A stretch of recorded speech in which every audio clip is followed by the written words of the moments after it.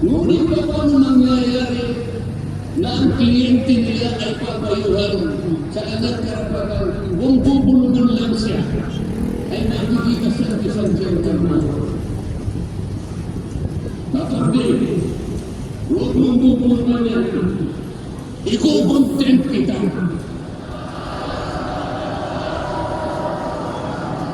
Nasaan na po ang sinabi sa saligang bagas na lahat ng inuusin ay meron siyang karapatan sa moral. The right to counsel.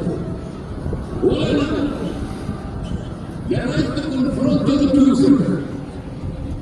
Wala po mga accuser. Ang ginagamit mo ay mga sinumpang saysay, hindi mo na i-authenticate, ipilalagay na po lahat ang nakasaat ng mga accuser. Anong gagawin ng isang tao sa harap ng ganito na walang rule at walang due process? Ito po ang pinag-umpisahan na kahuluhan at magkakahagihan.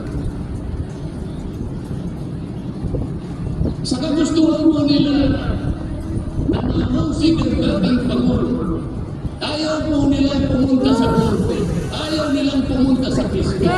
Ano po ba ang sinasabi ng mga desisyon ng Korte Suprema? Kayado mo ang dating Pangulong Duterte sa karintuta ni Duterte, damang nyo ba? Ng kahit anong paglabag sa lahat ng batas. Anumang batas, dalhin ninyo sa piskalya, dalhin ninyo sa korte. Tuta ka ni Duterte. That is the rule of law. Ngunit bakit? Bakit kayo buwan-buwan? Nagrarally kayo dahil sa'yo. Ang koto na hindi piskal. Mga INC dahil sa kamiyembro na may gusto ng mga INC na maging senador ka.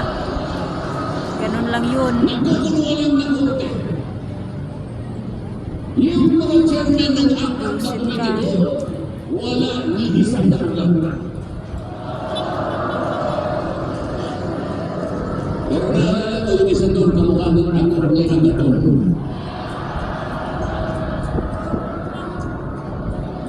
So sa balik na ang unahin ay yung kapakanan ng mamamayan.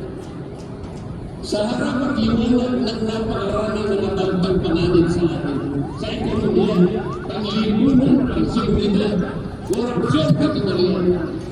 Bakit ang inumuna ay kusipin ng isang tao na hindi nila pinagpataan sa tamang proseso ng batas? Tama naman proseso pag-iimbestiga sa kanya dahil may confidential fund niya. Ay naku Marcolita, namumulitika kayo dyan. Politika yung INC nyo, mga walang hiya kayo. Politika yung INC nyo. Ganun ang ginano nyo. Maka-Duterte din kayo mga INC. Usip.